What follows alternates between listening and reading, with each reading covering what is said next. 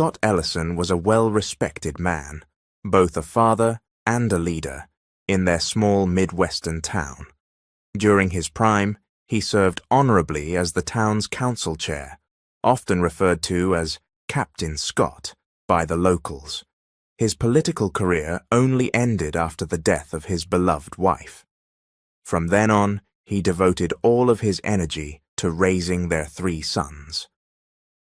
Now, stricken by a terminal illness, Scott had become bedridden and unresponsive for long periods. Knowing his time was drawing near, he made the decision to divide his valuable assets among his children. "Dad, my brothers are on their way," Cole announced softly as he stood near his father's bed. He had just called his 2 older siblings at their request. Their father had summoned all of them, saying there was something important he needed to discuss.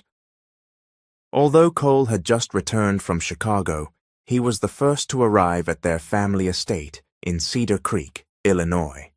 He was the youngest of the 3, only 23 years old, freshly graduated from college, where he'd completed his business degree. Cole had rushed home the moment he heard about his father's deteriorating condition. "They probably had other errands to run," his father croaked weakly. "They said they're close. Let's wait a few more minutes," Cole reassured him gently. Don Scott drew in a slow breath. "Let me ask you something, son. Are you seeing anyone?" Cole shook his head. "No, Dad. I just graduated. I don't even have a steady job yet, so I'm not planning on getting into a relationship." "That's a shame," Scott said with a wistful smile. "I don't think I'll live long enough to see you get married and have kids." "What are you saying, Dad? It sounds like you're leaving us." "My illness is worse than you think, son. I don't think I have much time left. That's why I called you and your brothers here, to discuss what I'm passing down to each of you. I even had my attorney help me prepare my last will and testament." Cole sighed heavily.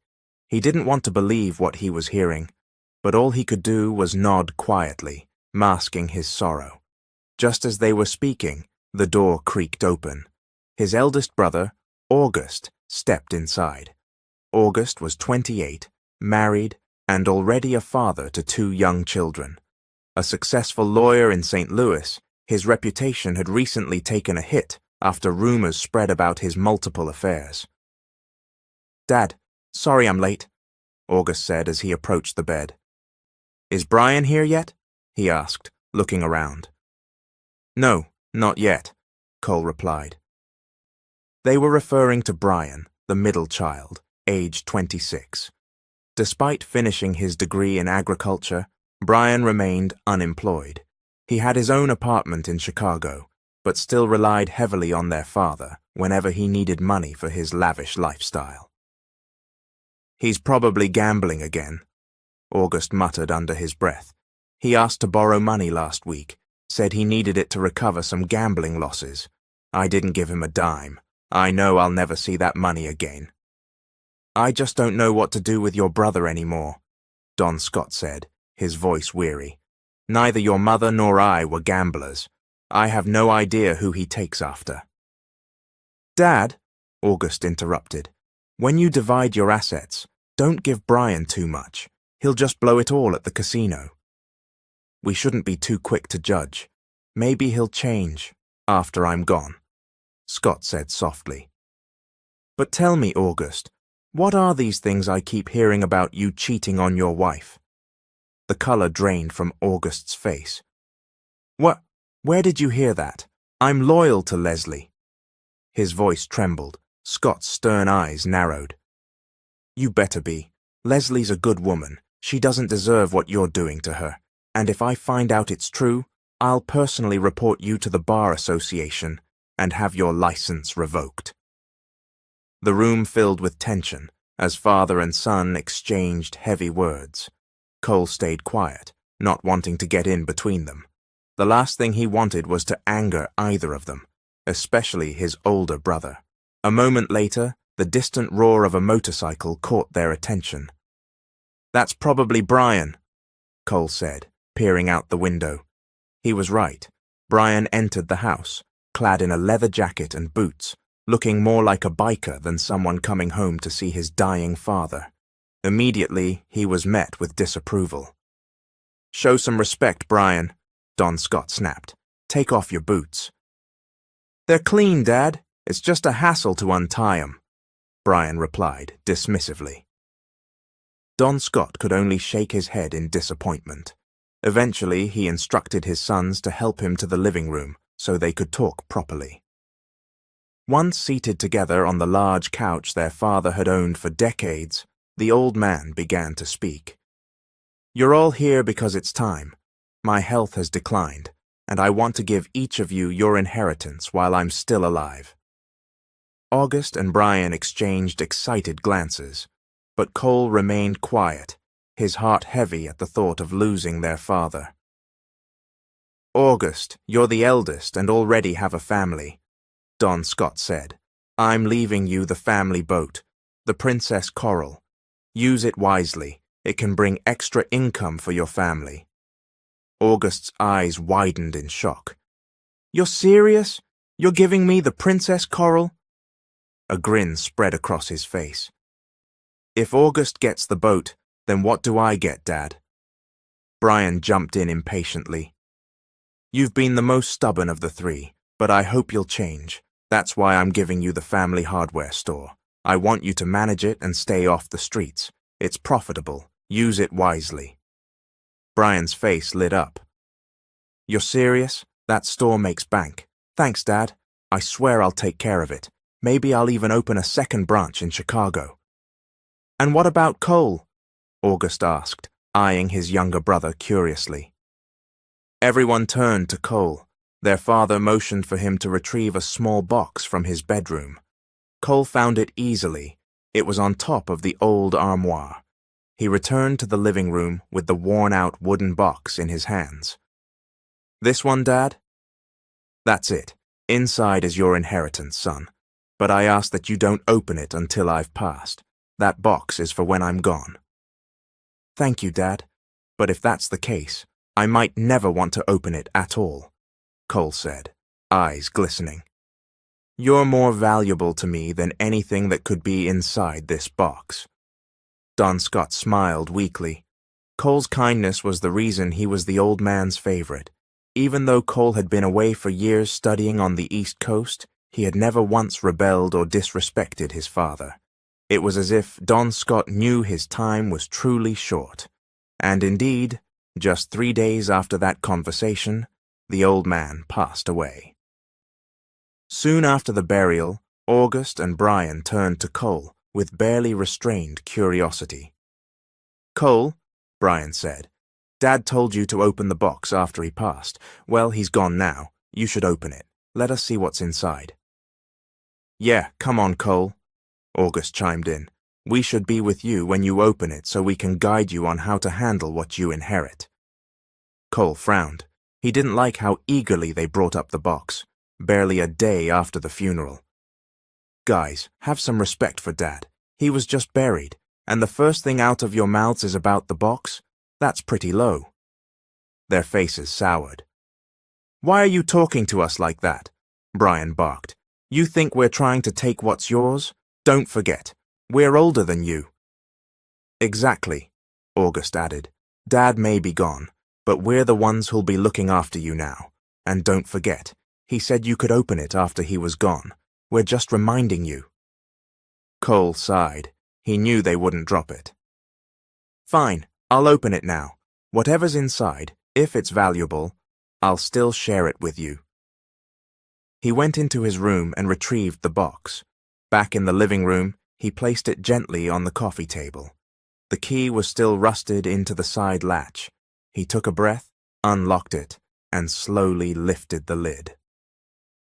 August and Brian's excited faces fell the moment they saw what was inside. A single old piece of paper. "No way!" Brian scoffed. "It's just paper? Not even jewelry?" "What does it say?" August asked. "Open it up, Cole. Maybe it's a map to some hidden treasure." Cole unfolded the fragile sheet and read aloud. "My amore." "That's it." Brian laughed bitterly. Is this a joke? Dad left you a love letter? Wait, August interrupted, his eyes narrowing. I think I remember. Dad used to talk about a place he called My Amore, a little cabin where he and Mom used to hang out before they got married. Oh yeah, Cole said, nodding. He did mention that old cabin near the woods outside town. So that's your inheritance? Brian said, sneering. The guy's favorite son, and all you get is a shack in the woods. Doesn't seem like he loved you that much after all. Cole clenched his jaw but said nothing. Brian always had a cruel streak, but this felt especially low. He wanted to defend their father, but August had a temper, and Brian was quick to anger too. Picking a fight wouldn't help. Brian, that cabin meant something to Dad, August said, surprisingly sincere. It was important to him and Mom. That's why he left it to Cole. It's not about money. Sure, Brian muttered, still half laughing. You do you, man. I gotta head out. My wife's probably wondering where I am. Oh? You going home to your wife or your side piece? August teased with a smirk.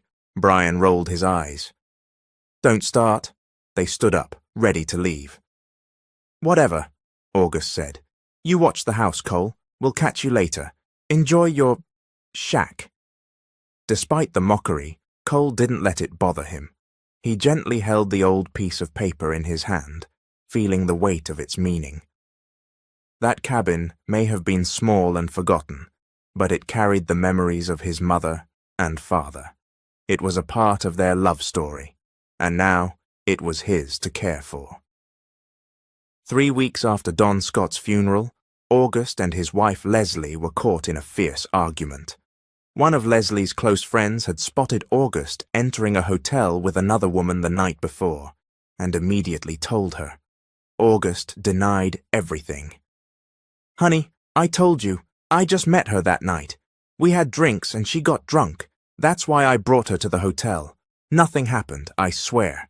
I left right after I helped her into her room. Don't believe your friend. She just wants to ruin our marriage. Leslie stood by their bedroom, tears falling as she packed a suitcase. Shut up, August, she snapped, throwing her wedding ring at him. That's exactly what you said last month, when I caught you with your arm around another woman. You said you'd just met her too. You can't fool me anymore. I trust my friend more than I trust you. I'm sick of this marriage, August. I regret ever marrying you. I thought you were a decent man, not some womanizer. I gave you chance after chance, but you only got worse. You flirt with any woman who walks by. She reached into the drawer and pulled out legal papers. I'm going to see our attorney and ask for the divorce announcement. Wait, Leslie, come on. Don't call me honey, that makes me sick. What about the kids? August pleaded. Don't you care what this will do to them? I care enough to get them away from a man like you. I can raise them on my own. They don't need a deadbeat father setting an example. You're taking them with you? Of course I am. You think I'd leave them here to watch you parade women through the house? Are you seriously doing this? You're leaving? Yes. If I stay with you any longer, I'll die young from the stress. August watched helplessly as she finished packing, gathered the children, and walked out, leaving him alone. He sat on the edge of the bed, covering his face with his hands. He knew he'd been unfaithful. He knew he deserved it, but it didn't stop the crushing weight of watching his family walk away. Meanwhile, Cole was standing outside the old cabin his father had left him. He had walked there, and the trek left him exhausted. The land it sat on was surprisingly vast, surrounded by trees and quiet. There wasn't a single house nearby, not even a place to ask for a drink of water. He opened the cabin door. It was unlocked, just like before. Inside, the only furniture was a wooden table and 2 chairs. He scanned the room, surprised at how clean it was. Maybe his father had arranged for someone to take care of it. Cole smiled to himself. Maybe inheriting a cabin wasn't such a bad thing after all. This place, even more than the hardware store or the boat, was filled with the memory of both his mother and father. It felt like a quiet sanctuary. His phone buzzed, the screen lit up with a familiar name, Darren S. "Hello, Darren, what's up?" Darren S. was Cole's best friend from college, half Chinese, half American, born and raised in New York. He had been the one person who made Cole feel like he belonged back at NYU. "Cole, I heard about your dad. I'm really sorry for your loss. Actually, I'm at the airport. I flew into the US to see you." "You're serious? Why didn't you tell me you were coming?" "I knew you were in the countryside, so I figured I'd just go straight to your apartment in Chicago. Pick me up there, okay? I really want to see where you grew up." "All right, I'll borrow my brother August's car. He left it here when he visited. That way we won't need to take the train." "Cool. I'll grab a cab and head to your apartment. See you soon." "Safe trip, man." Cole hung up, left the cabin, and returned to the family mansion. August hadn't answered his calls, so he texted instead. Luckily, the car keys were still in August's old room. No problem finding them. Less than an hour later, Cole was speeding toward the city. When he pulled up outside his apartment building, he spotted Darren waiting near the front door. "Darren, been here long?" Cole asked, giving him a fist bump. "Just got here, actually. I even picked up some food on the way," Darren said, holding up 2 bags. "Perfect. Let's eat inside. I've got a lot to tell you." They went inside, ate dinner, and caught up. Eventually, Cole shared the story about the inheritance, his brother's shares, his own odd little box, and what it had contained. Darren looked puzzled. "Are you sure that's all the box had? Just a piece of paper?" "Yeah," Cole replied. "There really was just one old note in there. My brothers were there when I opened it." "I want to see the box," Darren said, his tone curious. "Your dad was a skilled woodworker, wasn't he? What if there's a hidden compartment inside?" "Where are you getting that idea from?" "I just have a hunch," Darren said. "All right, I'll show it to you when we get back to the house." They stayed at Cole's apartment for only a short time after dinner, before driving back to the countryside. It was just an hour away, and they didn't want to lose time. Once they arrived and took a short rest, Cole brought out the wooden box and handed it to Darren. Darren opened it, inspected the faded paper again. "My amore," and then turned the box over. "I told you," he said. "There's something off about this." He tilted it, and as he did, a second, previously hidden piece of paper slipped out from a compartment underneath. They hadn't noticed it before because it was built into the bottom of the box. "I knew it!" Darren said triumphantly. "I knew your dad wouldn't just leave you an old cabin." Cole's eyes widened. He slowly unfolded the second paper. As he read, his heart pounded in his chest. "Darren, it's a land title. It's under my name."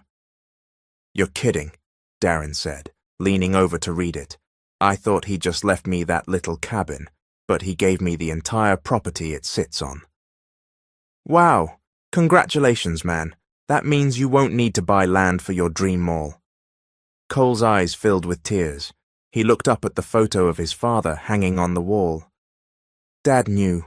He always knew I wanted to build a business. That's why he left it to me."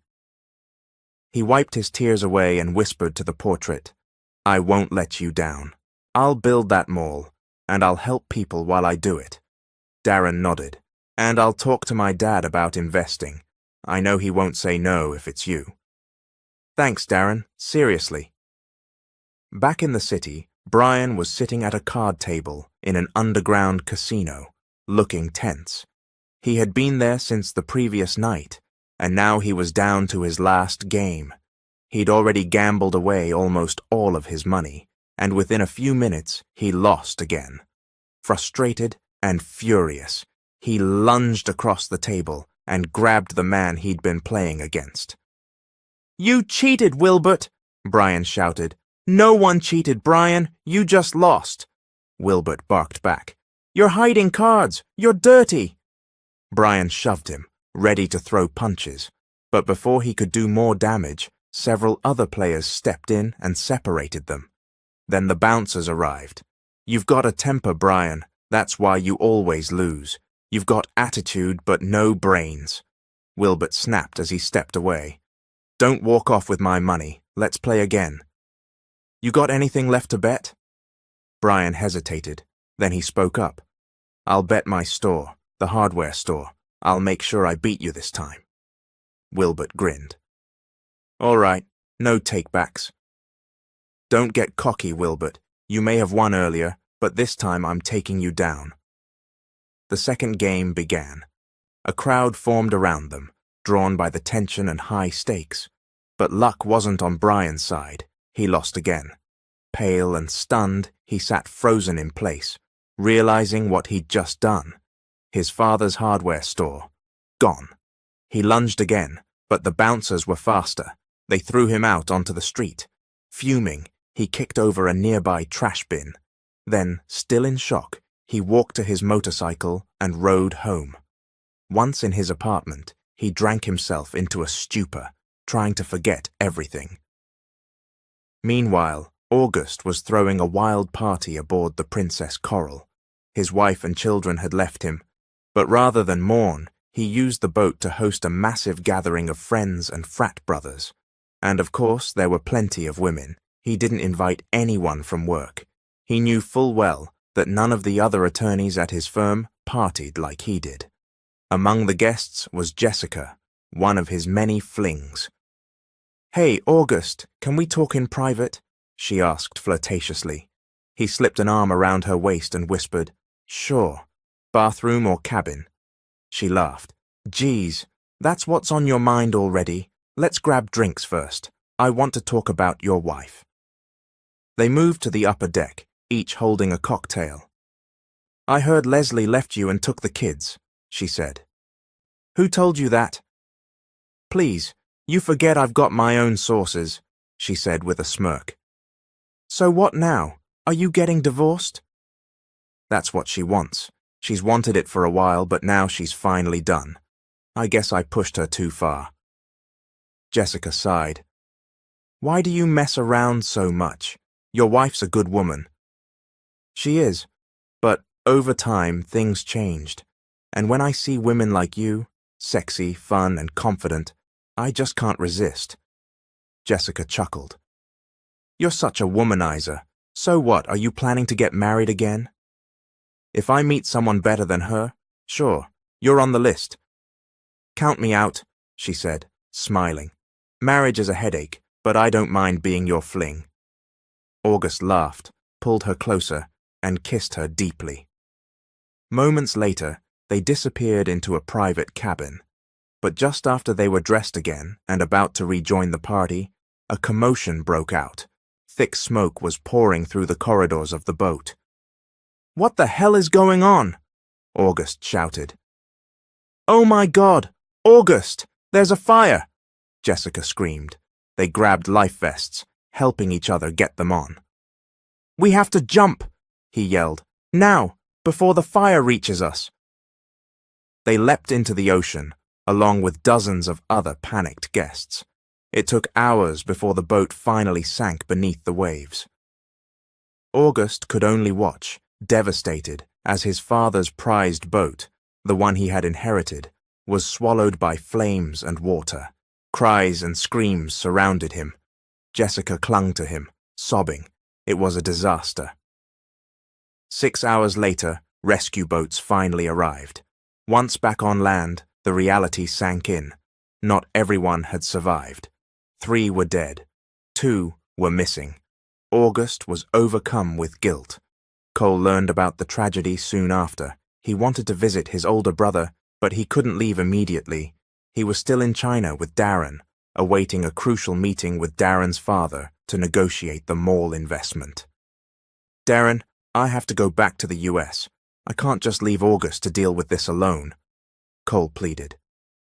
"Cole, if you leave now, you'll lose your only chance to speak with my dad." Darren replied, still focused on his laptop screen, which showed breaking news about the fire and sinking of the Princess Coral. You know how my dad is.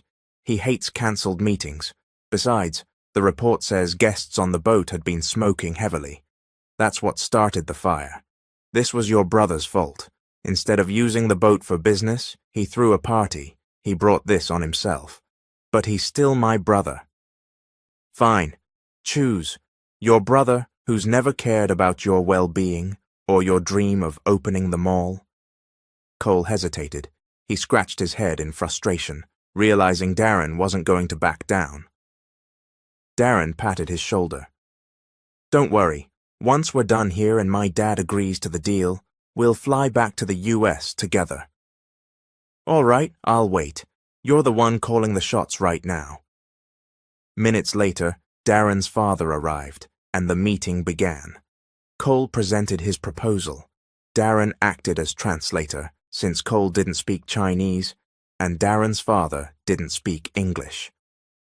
The meeting lasted nearly 5 hours, but ended with smiles. Darren's father agreed to invest in the mall. Even with the earlier news about his brother's disaster, Cole couldn't help but feel hopeful.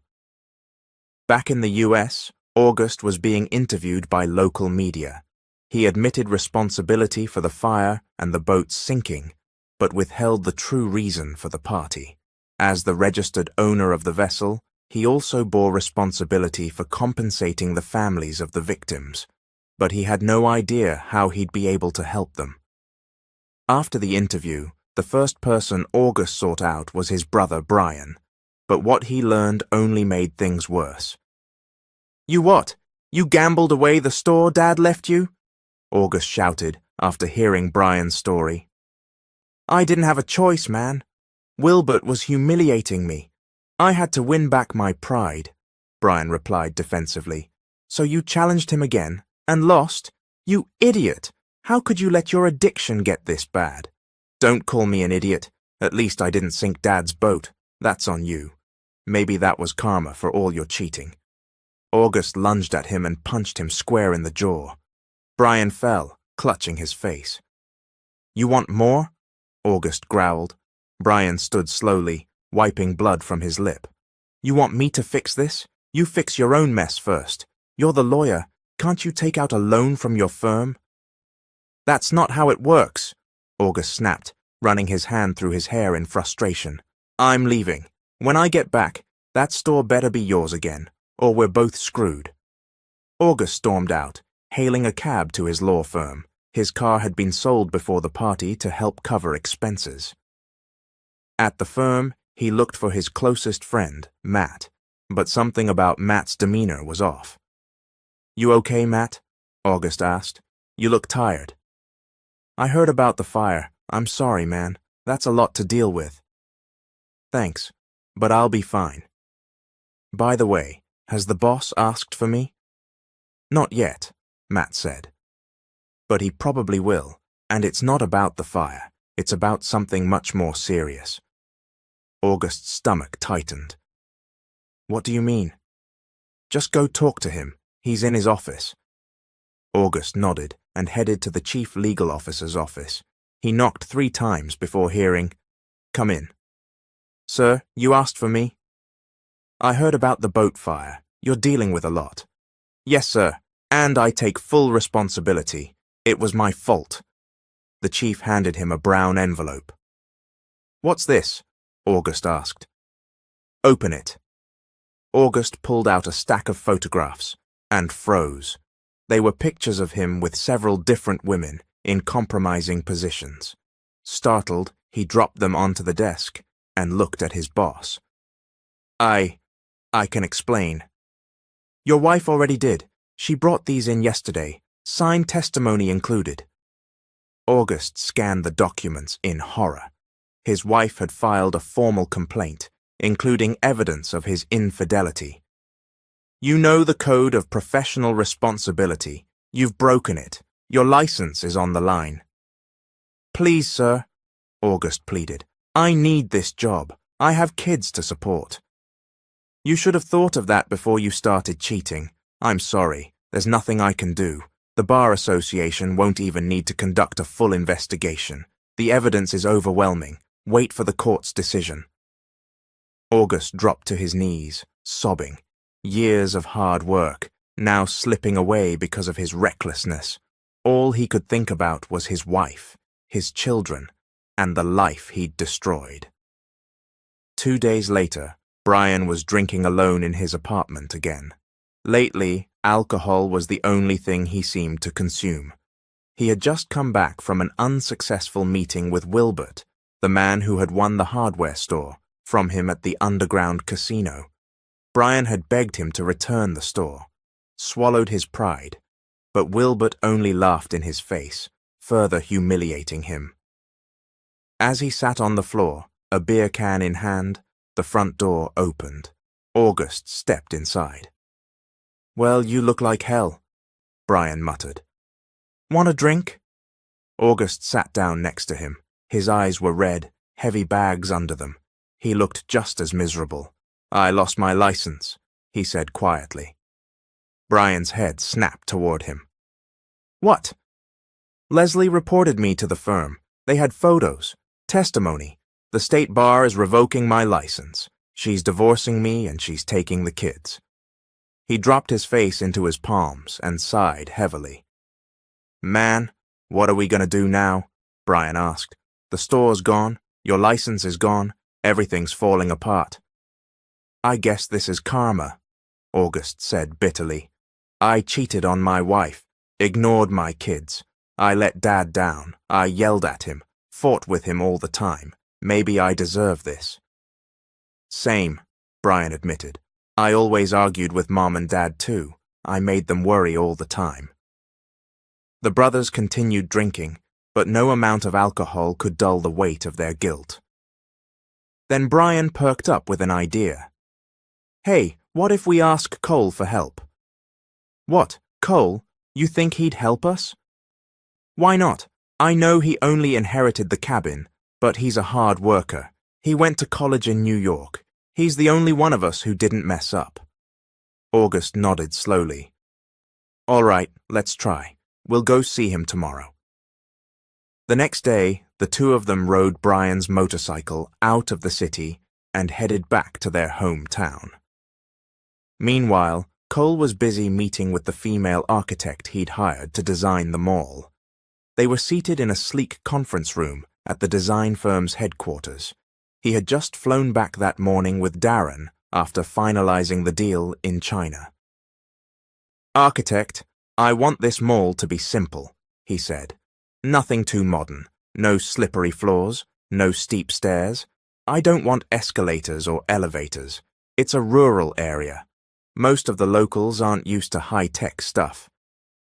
"I understand, sir," the architect replied, taking notes. "I also want the floor tiles to be a light cream color, but with texture. I don't want people sipping." "Understood. What about the entrance and exit?" "Glass doors, but light, easy to open, nothing heavy." "That's doable." "One more thing," Cole added. "There's a small cabin on the land. I don't want it removed. It belonged to my parents.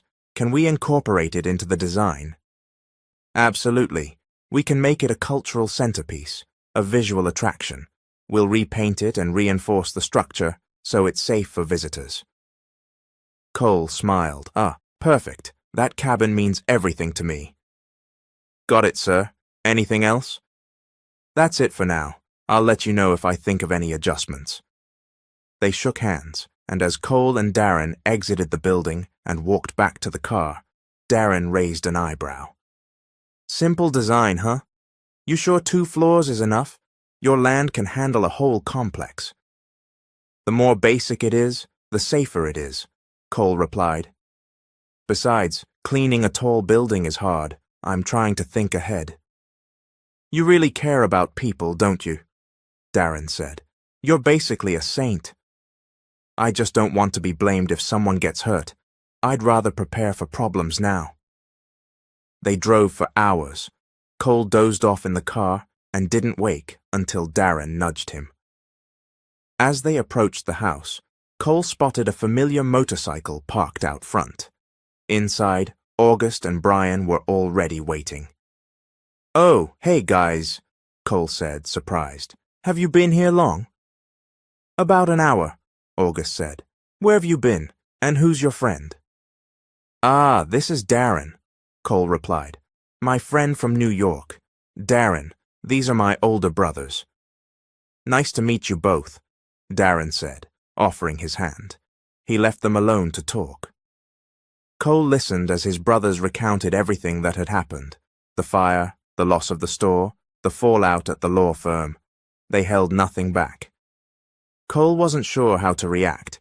He felt torn, disappointed, but also sympathetic. Finally, he spoke. "August, I hate to say it, but I think Leslie was right to report you. Maybe if she hadn't, you'd never have seen the damage you caused." "You're right," August said quietly. "And now I have no idea how to even approach my kids again. They probably hate me." He wiped his eyes. "Give them time," Cole said. "And for the record, I'll help pay for the expenses for the victims of the boat fire." "Thanks, but where will you get that kind of money?" August asked. "From Darren. He's wealthy. He won't say no if I ask." Cole then turned to Brian, who had been silent for a while. "And you, Brian, feeling sorry for yourself won't bring the store back.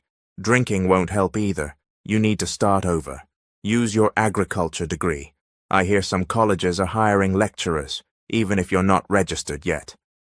Brian nodded. "Fine, I'll apply. That was always the plan anyway. I just lost track of it all."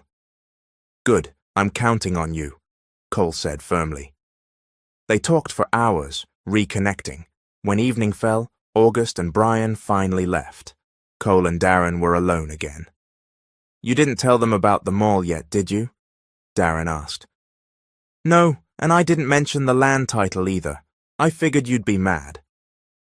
"Smart move," Darren said. "It's not about keeping secrets. It's about protecting yourself. I get bad vibes from them. They might not mean harm, but desperation makes people reckless. Until your mall's under construction, keep it to yourself. Got it?" Cole nodded. "You can count on me." The next day, the architect called and arrived in town to inspect the land. "This is a huge lot," she said in awe. "You could build more than just a mall here." "I'll think about that later," Cole said. "For now, the mall is enough." She handed him the finalized design plans. "You really nailed it," he said, reviewing the drawings. "It's exactly what I wanted." "Great. You can now hire engineers and contractors. Our firm can recommend a few." "Perfect.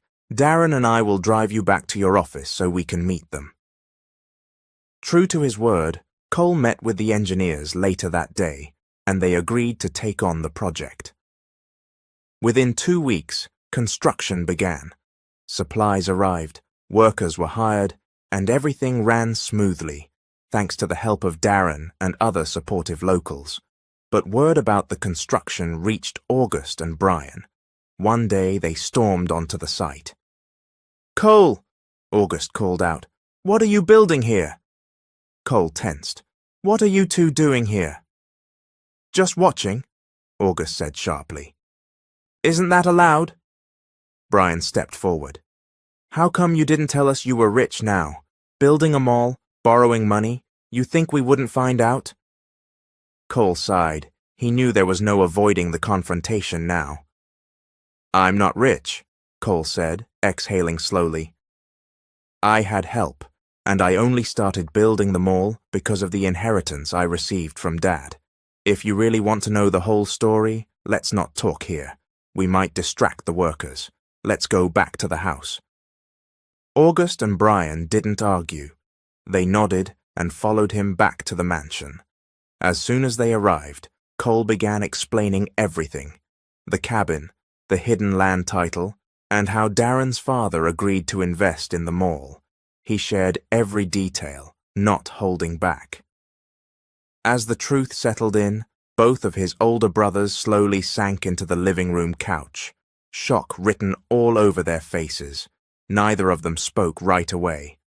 Cole could sense their emotions swirling: disappointment, disbelief, and most of all, jealousy. Then Brian muttered, "This isn't fair. Why did Dad only leave you the land? Why did you get to study in New York while we stayed here?" Cole swallowed hard as Brian's voice rose. "He always favored you. That's why you got the valuable inheritance. We didn't even get a chance." "You both inherited valuable things too," Cole argued, "but you didn't take care of them. You could have done something great with that boat or that store if you had just used them wisely." "Me? I had to work my ass off. I had to go negotiate just to get investors." Brian's voice sharpened. "Now you're yelling at me?" August raised a hand. "That's enough. Let's not fight. Cole's got a lot going on right now. We're only getting in his way. He's told us the truth. Let's go." "You're seriously okay with this?"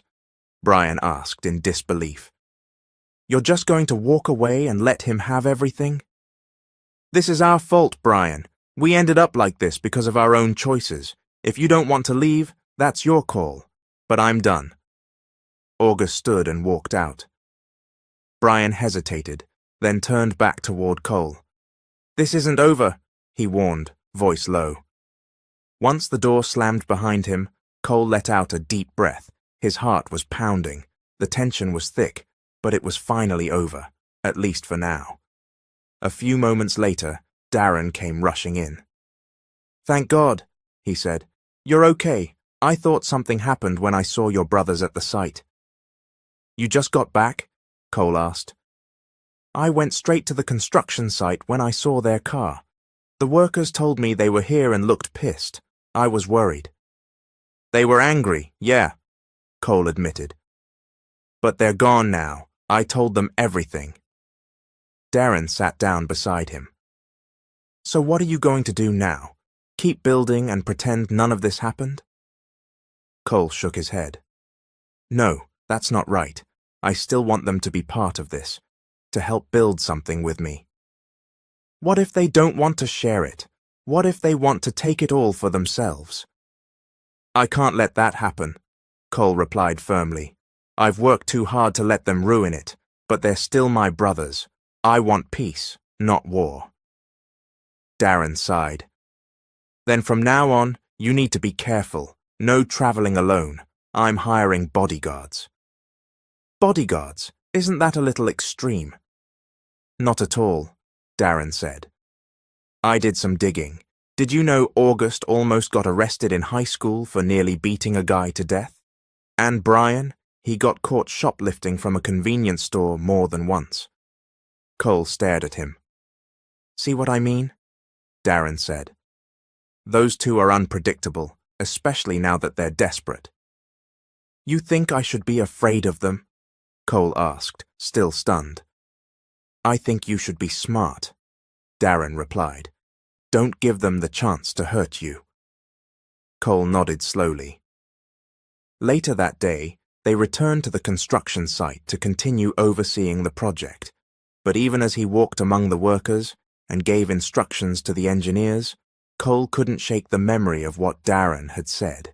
And though his brothers stayed away for the next few days, a part of him knew this wasn't the end. As the days passed, Cole remained busy with the mall's construction. 3 months flew by. The building was nearly complete. Just painting, utility hookups, furnishing, and glass window installation remained. Cole felt a mix of guilt and joy. He was thrilled to see his dream taking shape, but he had no idea what had become of his brothers. They hadn't visited, called, or messaged him since the confrontation. One day, he decided to find them. He drove to Chicago, hoping to check in on both August and Brian. But when he arrived, he found that their apartments had both been sold. With no other options, he visited Leslie, his former sister-in-law, and her children. Luckily, he had kept in touch with his oldest nephew through social media and knew their current address. "Cole, what brings you by?" Leslie asked, surprised as she opened the door. I just wanted to see the kids. Missed them, Cole replied with a small smile. Are they home? They're inside. Come on in. Cole stepped inside and waited in the living room while Leslie called for the children. Within seconds, they ran into the room, beaming with excitement. Uncle Cole, did you bring us presents? Asked August Jr., now 7 and in 2nd grade. Of course I did. Cole laughed, handing him a paper bag. He picked up little Lily, now 4 and starting daycare, and kissed her cheek. How's my baby Lily, huh? He asked, making her giggle. Leslie returned with drinks, just as the kids ran off to play with the robot and doll Cole had brought. Sister Leslie, Cole began, once they were alone, using the familiar title they'd kept despite the culture shift.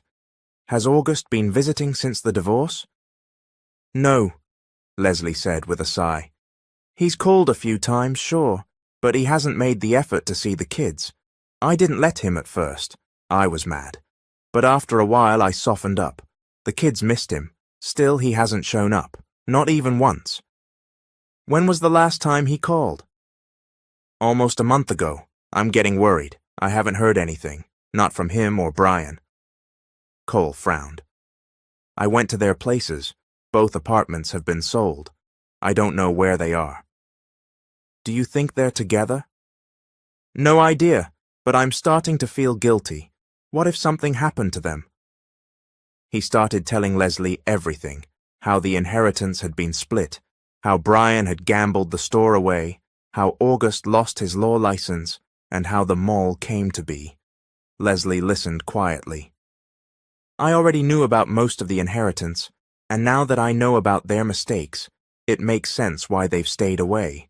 But I didn't realize your inheritance was more than just a cabin. That might be why they're not reaching out, Cole said. Maybe they're jealous or ashamed. But I want to talk to them. I was never planning to keep them all to myself. They're still my brothers. Well, I hope they're all right, but you know your brothers. If they're desperate enough, they'll do anything to get what they want. Cole stayed with Leslie and the kids for 3 hours before driving back home. The last thing Leslie said kept echoing in his mind. She was right. His brothers were capable of dangerous choices if pushed too far. As he neared the rural road back to the province, a group of masked men blocked his path. 7 men dressed in black, all wearing ski masks, surrounded his car. His heart pounded as he realized some were carrying guns. One of them banged on the window, motioning for him to step out. Cole complied, hands up. The man aimed his gun at him and ordered him to lie face down on the pavement. With no one else around on the quiet country road, the men moved freely. One of them barked orders. Take everything out of the car. As the others looted, Cole seized the moment and punched the nearest man. But he wasn't trained in fighting. He was quickly overpowered. One of them kicked him hard in the back of the head, and everything went dark. Cole awoke in a dimly lit room, a single lamp illuminating his tied hands and feet. He was seated in a chair, dizzy and bruised, but conscious. At least his mouth wasn't taped shut. Is anyone there? Why are you doing this? What do you want? He called out, desperate. No response came at first, but after a few minutes, 3 masked men entered. 2 remained by the door. The third sat across from Cole, face still covered. So, you're Cole Ellison. Nice to finally meet you, the man said. Who are you? Why do you know my name? Why did you tie me up? I can't tell you who I am, but I run this operation, and I know your brothers. Cole went cold. My brothers? What did you do to them? Relax, I'll tell you where they are, but only if you agree to my deal. What deal? You give me everything, your money, the land, the mall. In exchange, I'll tell you where they are. Cole's throat dried. He shook his head slowly. I don't have much money, and I can't give you the land or the mall. That's all we have left. It's the only thing my brothers and I still share from our parents. The man laughed, a mocking, cruel laugh. You hear that, boys? He said the mall belongs to all of them. Cole frowned, confused by the man's comment. A moment later, the man gave an order. Take off your masks. The two figures by the door removed their face coverings. Cole gasped. August? Brian? They avoided his eyes. The ringleader laughed again. Well, looks like I've walked into a family reunion. Cole was frozen in shock. His eyes darted between his two older brothers, faces thin, bruised, hollow-eyed and pale. Their cheeks were sunken, lips dry, and skin dotted with cuts and bruises. They looked like shadows of the men they used to be. Why? Cole's voice cracked as he spoke. Why would you do this? What happened to you? Where did Mom and Dad go wrong with you? Neither August nor Brian responded. Their eyes avoided his. They never taught us to be like this, Cole said softly, almost pleading. They raised us better than this. The masked leader stood and delivered a heavy punch to Cole's face. The chair tipped, sending Cole crashing to the floor. His cheek hit the concrete, splitting skin, but he didn't cry out. Both brothers flinched. Cole could tell they wanted to intervene but were too afraid. Cut the drama, the leader snapped. I don't need your lectures. I need what's mine, and if you don't give it, you'll just keep getting kicked until you do. He began stomping on Cole, blow after blow, landing across his chest and sides. Cole could taste blood in his mouth. The pain was blinding. Then, a gunshot, outside the room. Suddenly, one of the gang members burst in, panting, a shotgun slung over his shoulder. Boss, police are outside. Someone must have followed us. The leader's expression changed. He looked at Cole one last time, spat, and stormed out with the other man. August and Brian stayed behind. Gunshots rang out through the air. Sirens, shouting, and chaos followed.